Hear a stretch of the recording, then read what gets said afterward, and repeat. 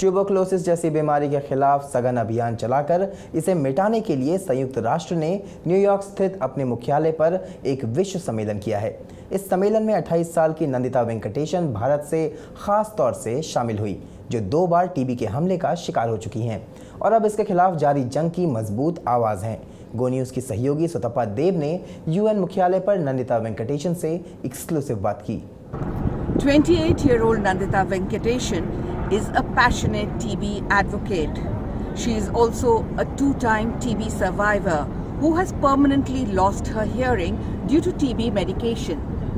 She was invited by the United Nations high-level meeting on TB to share her story.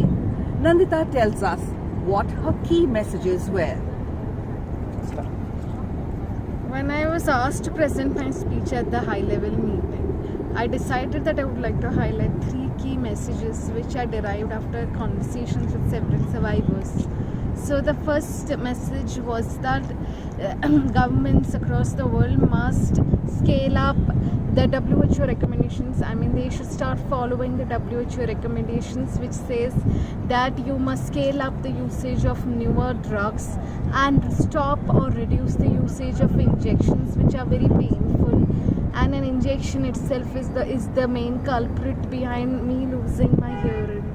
So that was my first message. The second message was that testing for drug resistance has to be done up front. Today that is not happening, which means that patients often end up eating a lot of unwanted pills which do more harm than good. So on one hand, these pills have such toxic side effects that you end up bearing these side effects, but you may not know whether it may work or not. That is because this testing for drug resistance has not been done, which to me frankly is borderline criminal negligence and which is unacceptable. So that was the second point.